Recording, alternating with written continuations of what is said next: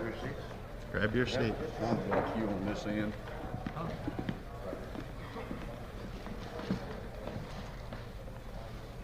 Hey, We may have snooped here.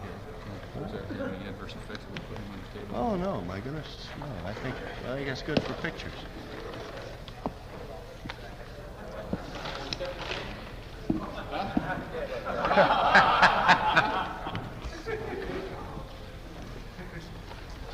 Fourth crew. He looked like he had a bad night. Okay, we're about ready to get started. First, a couple of announcements. One, we request that the camera crews pack up and depart the main auditorium as soon as possible after this briefing. The Voice of America and the European Pool will utilize the facility for their private interview. Second, we will adhere to our standing ground rule that only those that do not have individual interviews will be granted the privilege of asking questions at this session. At this point, let me introduce the crew. I think you all know them. From my left, Tom Stafford, John Young, Gene Cernan. You want to take over at this point, Tom? Well, to bring all the media up to date on what has transpired, we think that everything is pretty well squared away for the flight. It is certainly a challenging flight and the most difficult one today in terms of everything going together in it. There's been a tremendous workload on all three of us, but I think we're well ahead of the game and ready to go. The liftoff should occur a little after 12 p.m. Eastern Daylight Time on the 18th, and we'll have our translunar injection occur approximately 2 hours and 20 minutes later. At this time, I'm flying the left seat, John's in the center, Gene's in the right. After translunar injection, I swap seats with John, who does the transposition and docking phase. And we worked it out so that the command module pilot always does the transposition and docking. And this is also the first time, I think, that you'll ever see recorded in, say, live color the transposition and docking of two space vehicles. We're planning this if everything works right. So I'd like to have John go into this part of it. Well, transposition and docking, which was done on Mission D, involves separating the spacecraft from the Saturn, pitching around 180 degrees, rolling 60 degrees, and going in and docking. And then we go into the tunnel of the two vehicles. The lunar module has launched with a pressure relief valve open, so it's depressurized. We repressurize the lunar module, go into the tunnel, remove the hatch, verify the docking latches, hook some power up to it so we can remove it from the Saturn and separate. And from then on, we're on our way. Right after we separate, we have an evasive maneuver plan to get away from the Saturn, which is then slingshot around the moon. A little while later, we have a mid-course, pretty large mid-course, about 50, 60 feet a second, nominally, to get us on a plane change at the moon, which will be an identical orbit to what the G mission plans to fly. And after that, we go into what we call the passive thermal control mode operation, which is set up so that the spacecraft is essentially inertially stabilized toward the northern stars. It's looking at the northern stars. The revolution is 1 revolution per hour, so that out the side hatch windows, the hatch window and the two side windows, every rev you get to see the Earth and the moon. I think that's going to be very fascinating. Why don't we have Gene tell us a little bit about the trans-lunar coast and what we expect to do in it at this time. Well, the translunar coast is sort of like 2.5 days of sheer ecstasy waiting for that 24 hours of stark terror that we're going to be confronted with. But it really probably, the Translunar Coast coming and going is probably the most least active part of the whole mission. It consists primarily of mid-course maneuvers. We really begin to get active preparing for LOI, or lunar orbit insertion, at which time we then, right after LOI, we then really go into the lunar module before our first sleep period around the moon, and see really what shape the LEM came through the boost phase with, and what shape it came through the 3 days of coast. And of course, this is very critical, because critical in that the LEM has never really been in a lunar environment. We've never really made it passive and just taken along for a ride for any great length of time. On Apollo 9, of course, it survived the boost phase in very fine shape. We expect it will survive the 3 days of lunar coast in equally good shape, but you just want to go in there that first time and make sure that that everything is pretty well status quo, a very minor systems checkout, and primarily what we call some housekeeping chores, setting up cameras and setting up our floodlights. And this is our Translunar Coast in our LOI period prior to our big rendezvous and descent day. Well, the two real busy days of the mission involves the second and the third day around the moon as such. And again, one of the basic reasons for flying this mission is to pull together all the knowledge we've had in the previous ones. And our mascot over here. We have determined from the previous mission, lunar orbit mission, and also from the lunar module mission, that there's a lot of questions that still aren't answered, and particularly concerning the lunar potential. And where our new flight computer ropes are being put in at the Cape this weekend for the lunar module and the command module. They'll be tested out within the next week. This has a new lunar potential that is, and also it's the same as the one that Mission Control has changed to. And with this, we hope that we can be able to predict our orbits, the way that the lunar gravitational field affects us, in a far better fashion than we have before. The way that the present setup is, there is a possibility of aborting the first landing mission unless we actually bring back the data and show what we have for altitude tracking on the lunar surface. And we're going to do this in several different ways. But the big day is really the second day there, and we're going to be separated from the command module for 8 hours and 20 minutes and go down to 50,000 feet on 2 passes. In fact, we were just thinking, coming back from the Cape last night, we're flying a T-38 at about 45,000 feet, and we could look down and we're picking out points that were 25 and 30 feet in diameter. Occasionally you could see a truck on the road. So we think from 50,000 feet we will be able to see craters that could get the lunar module in trouble. Along with that, we just realized it's the first time that man has ever been this fast, this low. It's equivalent in Mach number. It's about Mach 9 at 8.5 miles. So we're going to be moving out across the surface. But as busy as we're going to be, the real busy man is going to be John in the command module, because he's going to be up there going through his complete routine at this time. John, why don't you tell us about it? While they're doing the rendezvous, the basic thing the command module does is sort of try to act like MCC Moon. We're up there tracking them and following them around the countryside, and the system is doing its own navigation. It's doing its own orbit prediction, and it's doing its own determination of what kind of maneuvers you have to make to get rejoined. But it doesn't do it by itself. So there's a lot of button pushing and a lot of control switch operations, and it's really a scramble. And if everything goes nominally, why, we won't do anything except pass a few maneuver pads back and forth. But if for some reason, and it has to be pretty way down on the scale of probabilities because of all the systems and all the redundant systems in the lunar module, we were to have to use the command module to go get the LEM, what we call lunar module rescue, then we could do it with a command module.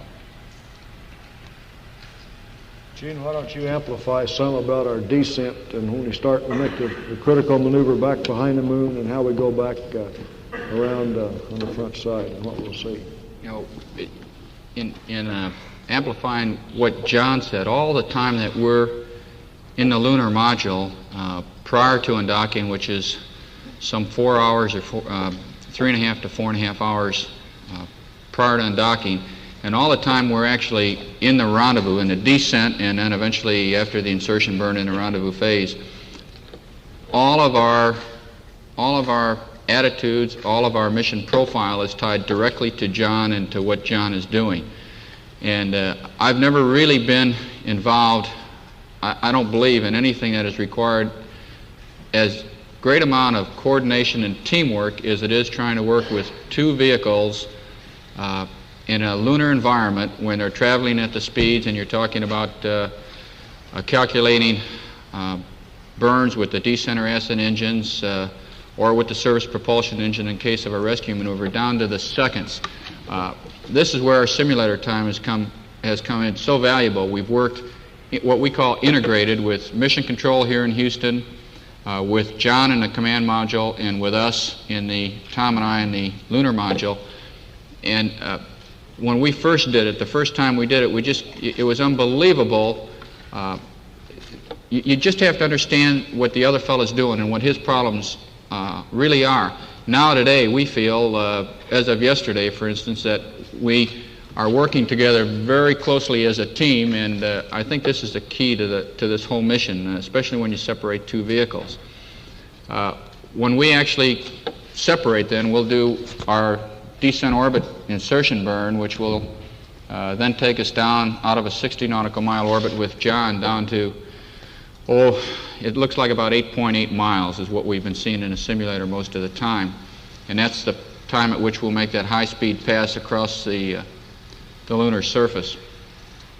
And up until this time, we're simulating in real time, in real life, the G mission, the lunar landing mission.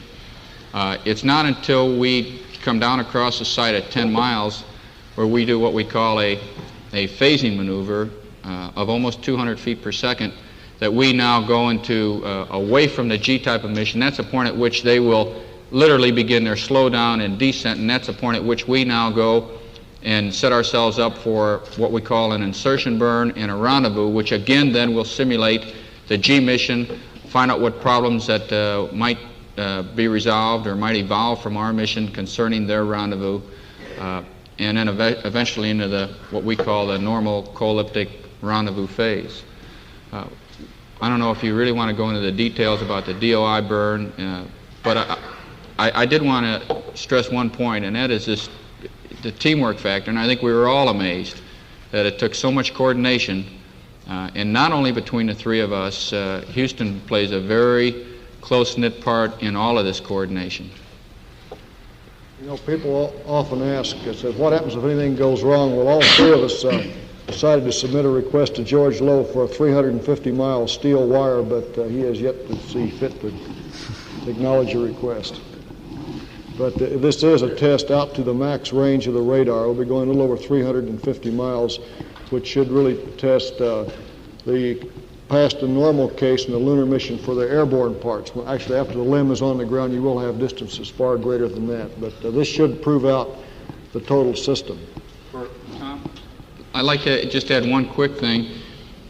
And there is obviously a nominal profile which we're very familiar with and which we've trained with. But the problem is, for every large engine burn in that nominal profile, we have what we call an abort situation, an abort case, where you may get a partial burn or you may get no burn at all. Now, this takes John's procedures and our procedures and in real time completely revamps them. So what you really have to have is another flight plan rendezvous type of thing to cover every one of those possible abort situations that we think we can get into. This goes for John's procedures and ours. And so as a result, there were at one time 27 different rendezvous that we supposedly would have to be prepared to do on this mission.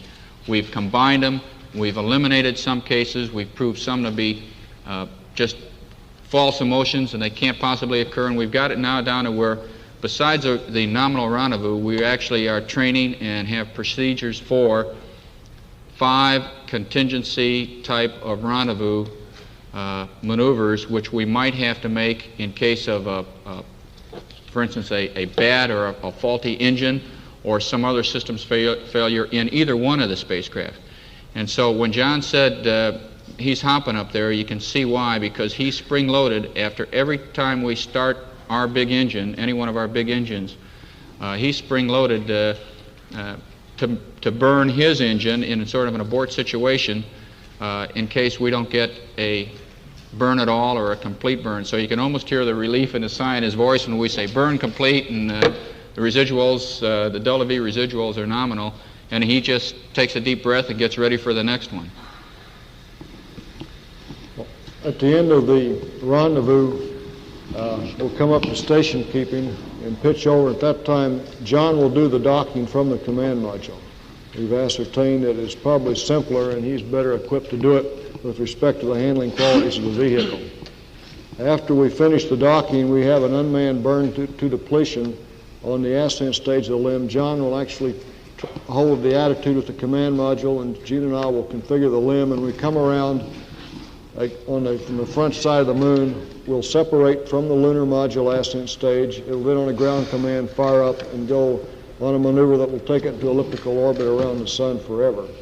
And again, this has got good station coverage from the Earth with respect to the large dish, and so we hope that you can see this LEM ascent stage take off around the sun on TV if everything goes right.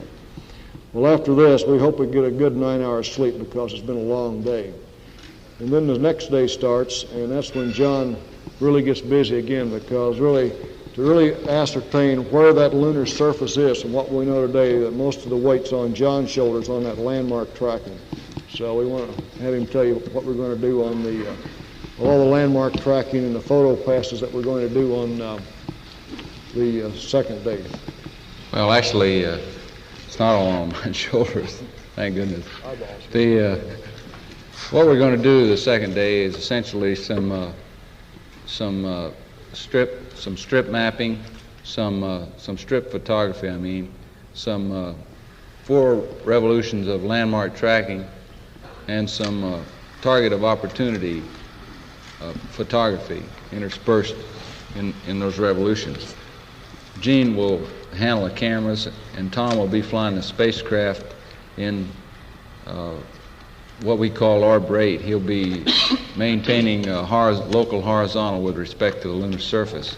We have 4 landmarks on each revolution picked out, and the purpose of doing that landmark tracking is to help us come up. Remember, we're flying the same profile as the G mission, is to help us come up with an empirical method of orbit prediction, which will enable them to very accurately target the G mission for the descent and landing, which is very essential in order that the LEM land where you want it to. And after we finish that, and of course every revolution around the moon is 2 hours, so it's going to be 8 hours of landmark tracking with a rev and a half of rest period, a couple of revs of strip photography, and oblique vertical photography where we're taking pictures into the landing site to help us prepare the crews that are trained to go to these landing sites, and also to obtain interesting pictures that are of interest to the geologists and people who have studied the moon for a long time. Of course, they've given us a whole ream of things that they're interested in taking pictures of. There isn't enough film in the whole world to get all the pictures they'd like to get, but we're going to do our best. The final maneuver for trans-Earth injection comes at approximately 61 hours after we first entered lunar orbit. So we'll be there approximately 3 times as long as the previous lunar orbit mission. And it'll be about the same exact time as the lunar landing missions.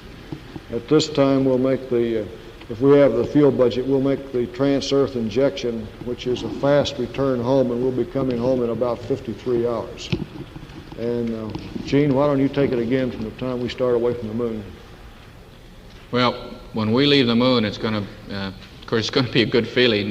We're anxious to get there, and of course, I think after that, that trans-Earth insertion burn is going to be a good feeling to sit back and watch the moon get smaller and the Earth get bigger. One of the things we certainly expect and hope to get is, as we do leave the moon, is some more photography, possibly some real-time television, to watch that moon just shrink in size, because like the Earth, when we go away very rapidly, and it not disappears, but it gets very small very rapidly. And this, we're all anticipating to be one of the most spectacular sights on the trip. On our way back, we do some of our own navigation. Lost comm is always a concern of everybody. There's backup systems to backup systems, and the comm has been excellent, and our S-band communications at lunar distance has been excellent. But we maintain the onboard capability to compute our own mid-course maneuvers in order to hit that entry corridor, hopefully as well as mission control could target us.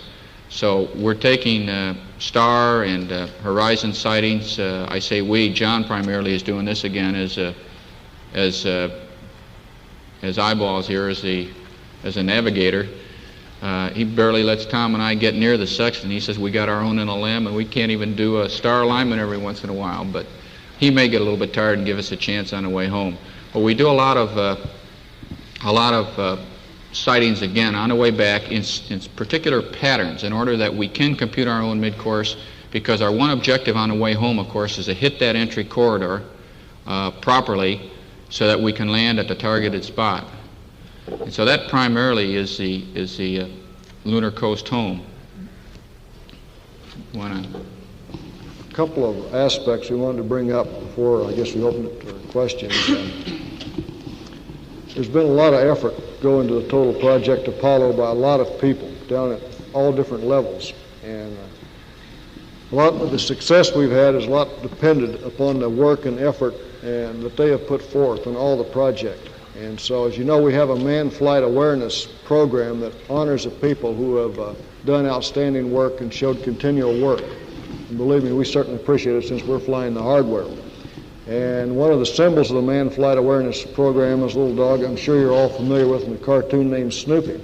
So when it came to choose the code words for the lunar orbit operation, the two vehicles are separated. We got together, and so the lunar module will be called Snoopy, and the command module is Charlie Brown.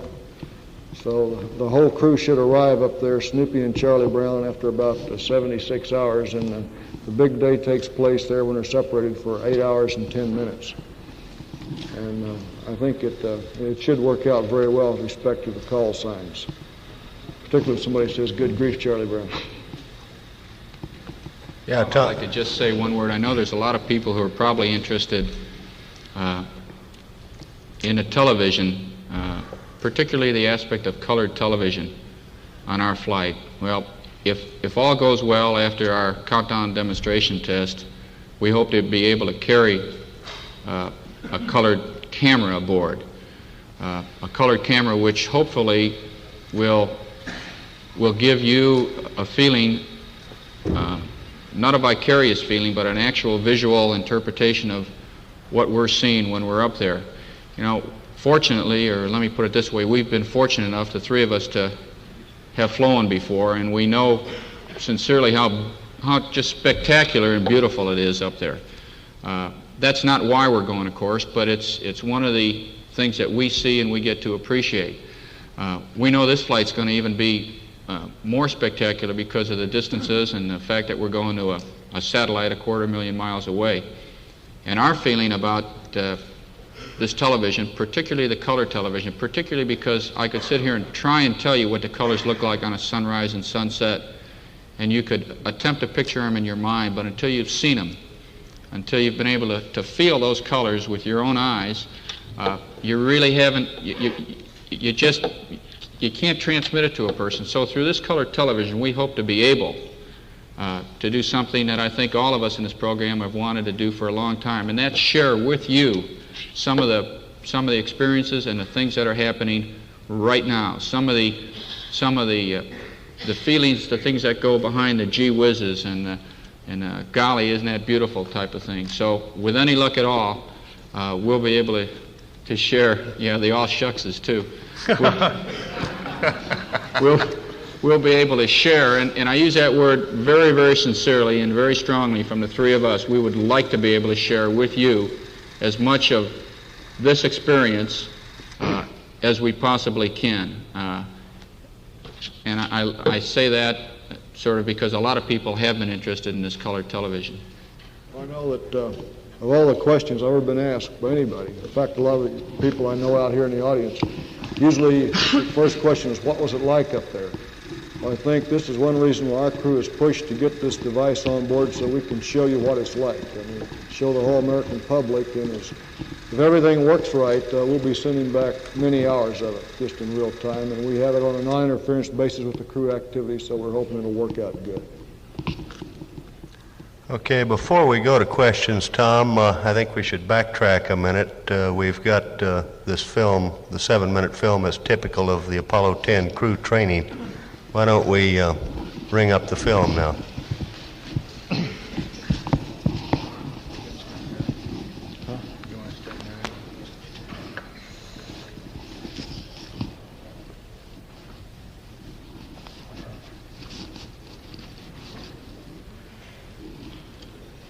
Well, let's see. This shows the three of us out at North American at Downey, California, back when we were working on the 101 spacecraft, and those were the old pressure suits. John, why don't you describe some of the activities on that day? Okay, what we were going through in this particular instance was C squared F squared for spacecraft 101, which then was the prime crew was Jim McDivitt, Rusty, and Dave. Jim McDivitt, Rusty Swarkett. We were the backup crew. And if you notice that vehicle, that's the old hatch on spacecraft 101. In fact, that's the ablative cover. And in that particular instance was, I remember it well, was the day of the fire.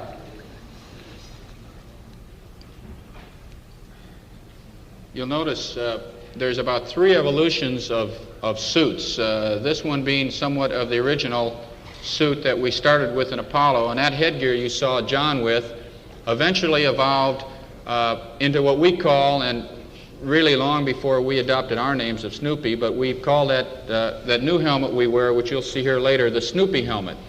And that sort of was quite just coined by accident, but that name is stuck with the headgear. The name that we gave to the headgear you just saw, I'd rather not repeat at the moment because it wouldn't be too appropriate.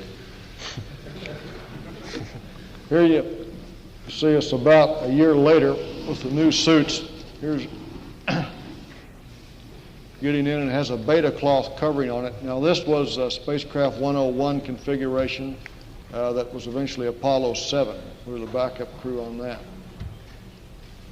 You can see the suits here are grossly more bulky,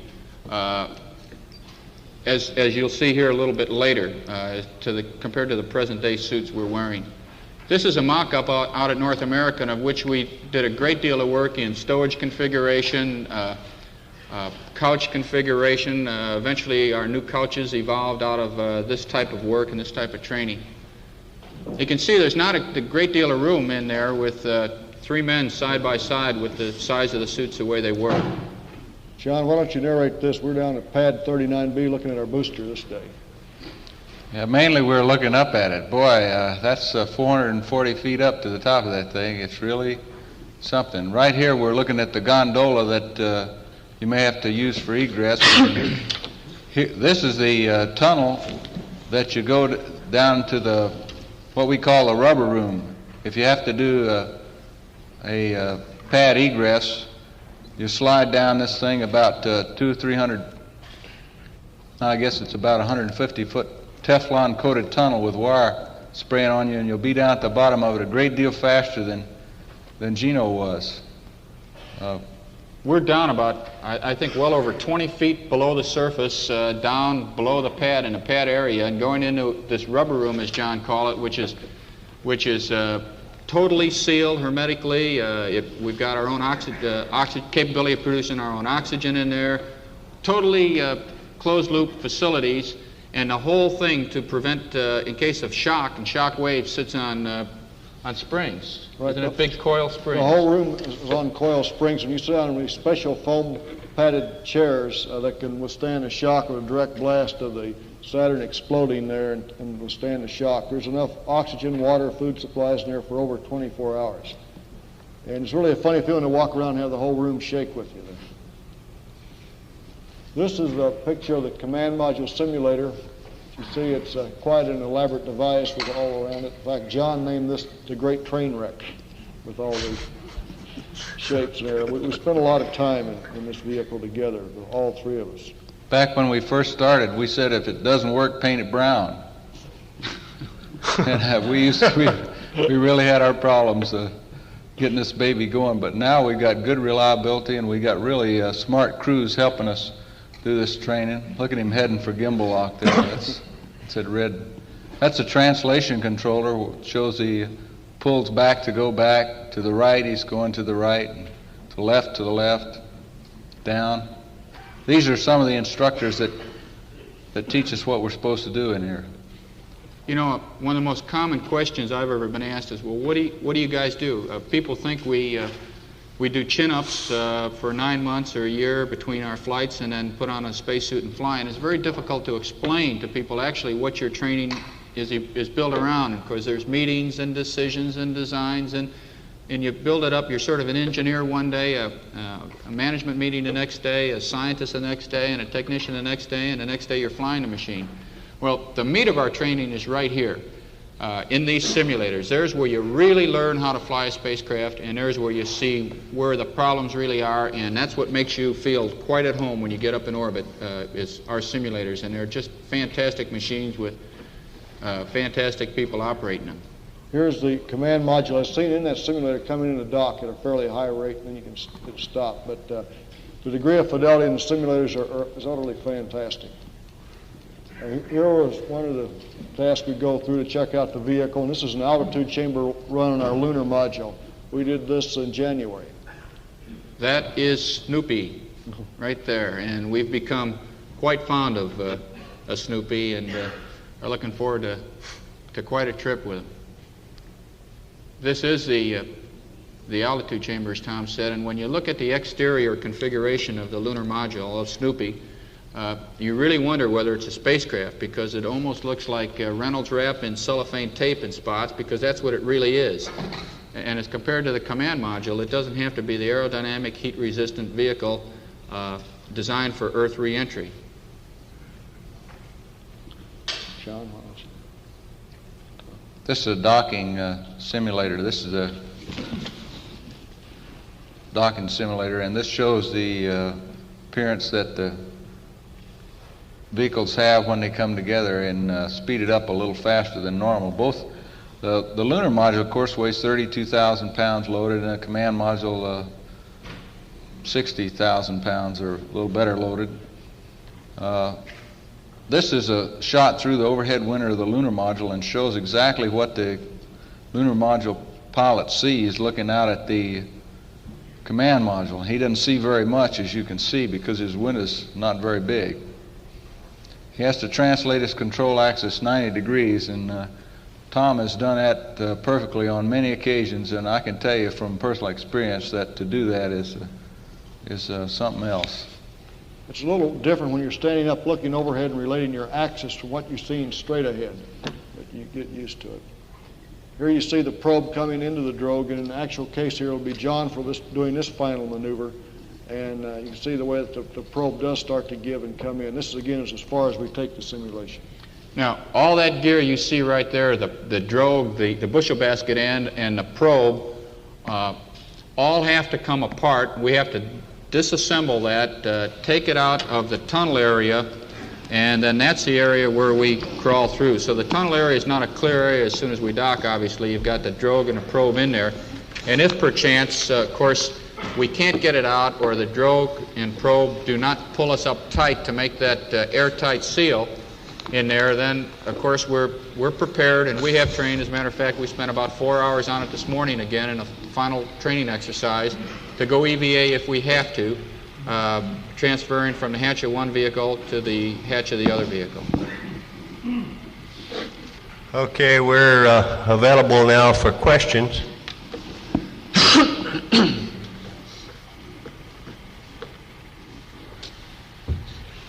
Yes, sir. I have a question for Commander Young. You've described your activities in lunar orbit as being a bit of a scramble. With that in mind, if the situation should occur that you have to go down and pick up the lunar module when it's at its lowest point at 8.8 miles above the lunar surface, where would you be in relation to the module at that time? What would be involved in going down to get it, and how long would the complete rescue maneuver take? Well, it would probably be we did one just the other day, as a matter of fact. We ended up in a 200 by 9 mile orbit. After DOI, the lunar module is in a 60 by 9 about. So that's what orbit you'd end up in. And it would probably be a 5 impulse orbit with a couple of rescue burns, and it might take as long as 7 hours and 30 minutes, 1 hour longer than the regular one. But actually, when you're doing the maneuvers without having to relay all the commands and stop and pick up your pencil and write, when you're doing everything yourself, it's actually simpler than when you have to do the coordination and get all the backup data.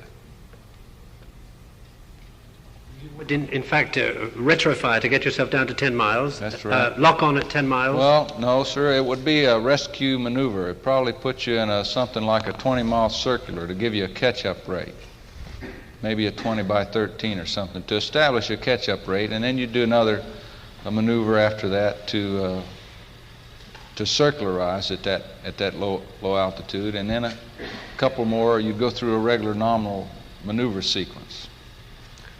And you could calculate after the initial couple of sort of canned rescue paths. We calculate the rest of them on board.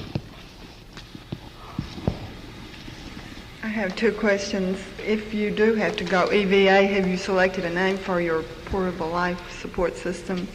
And another question for the three of you, do any of you have any plans for leaving the astronaut program after this mission? Well, I can answer the last question right now. The answer is no. This makes the third flight for both John and myself, and second for Gina. I know all three of us want at least one more. As far as the first question, you're saying on the portable life support system? If you do have to go EVA, right. Do you have a name selected that you would use like Snoopy and Charlie Brown for your third communications? I think they're referring to Red Name for Rover. the portable life support You mean system? a name for the portable life support system? Might have a name for it if it didn't work. Yeah. Yeah, I'm not phrasing my question very well. In the last mission, they had three names. Red Rover is what she has reference to. Yeah. Oh, no. No, we That's don't. Tom and Jean when they're out there on the portable life support system. No, we've practiced many runs through this. In fact, we had about a 2-hour exercise this morning going through the whole sequence in a mock-up and going over and going in with John, all hard-suited. So we've been through that many times. You've got to differentiate between a planned EVA and a contingency EVA. A contingency EVA is one that you have to do. I think that says a lot, and I won't say any more about it. Yes, sir. If you do have to perform one of these rescue maneuvers, won't that drain your fuel supply pretty low? Or are you carrying enough for that? We're fat as a 40-pound mouse on a fuel. We're in good shape. We may have to take the slow return home depending on how much SPS we use. But we're all right. Okay, Russell. Is there any concern about the so-called Stafford jinx of launch? Well, it doesn't have anything to do with Tom Stafford. Shoot. When I flew with Wally on my first flight in Gemini 6, I was sure it was Wally that was the jinx. It cost us 3 times on the final count before we got off. And then on Gemini 9, when it started, I thought it was probably Gene, that was causing this. But finally realized maybe I was a Joe Blitzplick of the Gemini program. But in fact, I just made a bet with Jim Maloney, that good friendly bet of $1 that we get off on time. We got a lot of things to worry about, but I don't reckon that's one of them. In fact, we've got our whole lunar orbit operation key to that liftoff time at the Cape. Yes, we can do it if we don't lift off on time or scrub, but it's going to make it lots rougher. Shorty Powers. Tom Stafford, would you talk a little bit about your concern or lack of concern over what we might call lunar orbit perturbations? Have you got a good program set, better than we did on 9? Do we know more about lunar orbit perturbations? At this time, Shorty, we think we do. Actually, what was determined from Apollo 8 and the way that the data correlated, the landmark was sinking in the lunar surface at about 0.8 of a kilometer per rev. And you have to target ahead, so you can see you might be in a little bit of problem. And we had a model called a triaxial lunar model. We've now gone to a model you'll hear called the R2 model, and this is why it's been a real crash program to get it in both our spacecraft and in mission control. And with this, we think we've actually got all the harmonics of the moon in it and everything. However, again, this is a reason for flying this mission and going down right to the point that where the landing mission will start to descend and also the insertion on rendezvous around. We think that we have a handle on it. But again, this is one of the major reasons for flying the mission. We do have enough fuel for contingencies in case it gets to us. But you could see actually what happened on that last one. The perigee kept getting lower and the apogee kept getting higher in the way it was torqued around. But being there 61 hours in lunar orbit, we should have a good handle on that.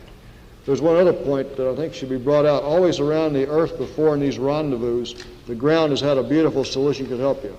And now Chris and the whole people at MCC acknowledges that once we complete the insertion burn, we're on our own because they can't do too much for us. So this is the first time that really the 2 vehicles are on their own. They can give us a ballpark number, but that's all it'll be. And so, however, we think we have onboard charts and our 2 onboard computer programs, and they've worked out real good. Shorty, this is why we look at taking the LEM to the lunar environment. It's not a systems type of test flight for the LEM. By the nature of it, by the fact that we're going close to 400 miles away, by the nature of our perigee, our closeness to the lunar surface, and by the nature of the fact that mission control, after a point, really cannot help you in a rendezvous, we look at this as procedurally an operational flight of the LEM CSM system around the moon. And we feel very strong about that. We're not turning systems on to see if they work. We plan on them working. We're turning them on to use them. We consider this flight as kind of the final test of the whole system before the landing. Right. Okay, John, could I do one quick one? Tom, you said that you or one of your colleagues up there said something about the television that you wanted to share with us. Is that the only purpose of the television? Actually, I feel that the television would be, we have it all set up to record transposition and docking from an engineering standpoint. But if you can get it in real time, accurately, the way things actually look, that's as valid an engineering requirement as anything that we've got. And the same is true of, for example, undocking, the lunar module inspection.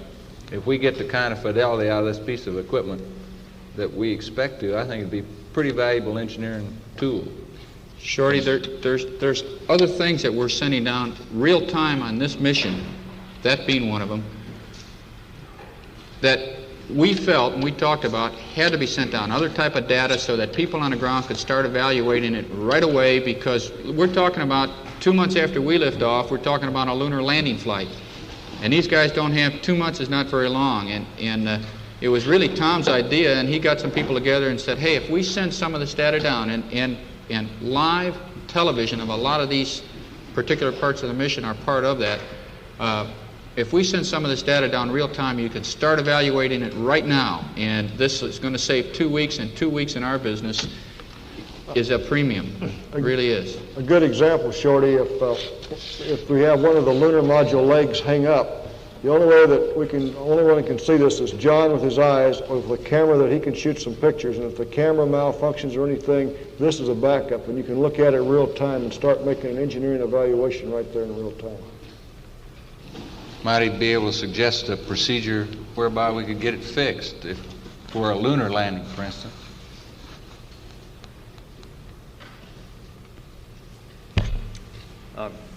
Colonel Stafford, it's been said that you're so enthusiastic about this color TV that you might turn it on in other than the scheduled transmissions. Would this be with any kind of warning to us, or just whenever you decided to turn it on? No, what we think it's going to be a great attribute to the program with respect to just instead of coming back on a press conference afterwards and telling you what it was like and showing you a few films, that for mission control on the ground, we've worked out a situation where it's somewhat a non-crew interference basis. And particularly, our simulators have come through in great shape, and it's really fantastic, even for the three of us that have flown before, to see the way that the Earth goes away from you right away, and the way that the Moon goes and goes away from you. And so we have it worked out with Glenn Lunny and Chris Kraft that this is all going to be on tape in mission control, and it doesn't interfere with any other data except the tape dump, and actually the tape dump would have priority over it, but we're just going to turn it on. We also have an onboard monitor so we can tell exactly what picture we're sending down. So I expect you can see a few hours of it. I'd like to ask a more general question. Is it because of some technical insurmountable problem that causes so many of the critical firings in all the these 2 Apollo missions around the Moon so far, to be carried out on the other side of the Moon, out of contact with the Earth? Just strictly the geometry of the Earth-Moon relationship and where you have to make the maneuver to arrive at the landing point. It's just like retrofire to land in the Atlantic. It's an insurmountable problem, all right. That's right. Got to talk to that guy Kepler. What I had meant was it's not a question of simply slowing down the rate of descent or ascent in order to complete a full orbit, to return to the point at which your firing occurred, to make that the point of the landing or the low point in the mission.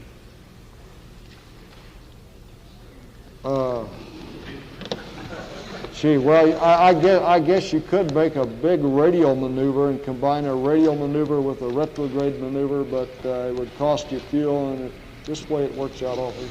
I guess you could come around another way, but it'd be awful. But you could do all these things on the front side of the Moon, but not on the kind of fuel we've got or the kind of engine we have. You just couldn't do it, or the way orbital mechanics are. See, and we are simulating. If you had enough power, you could do anything. Simulating the descent burn of the LEM when it separates from the command module, and of course, fuel being a critical thing, you make the most conservative in terms of fuel-wise type of burn you can. I would like for each of you to describe your emotions, your real feelings about anxiety. Are you really human and it's kind of scary? Are you so trained that you have nerves of steel? And do you think at this time you might take tranquilizers or any kind of medication on your trip? Well, Lee, I'll tell you, after all the meetings and training, it's going to be nice to get out of town and get away from this place. It'll be a real relaxing thing, I'll tell you. John? I agree with everything Tom said. We've been looking forward to this for 3 years. I couldn't agree with John more. Now, we went through this EVA exercise this morning in suits, and this is, when you get down to some of the type of training we do, it's not the most grand and glorious days in the world, and we just all made a comment, let's fly, because we feel we're ready to fly and we're anxious to fly. And that's really all there is to it.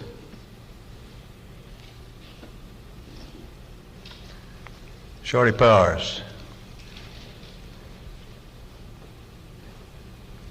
First of all, I got a little bit confused. Somebody called you Colonel. Isn't it Captain Stafford? Come on, Shorty.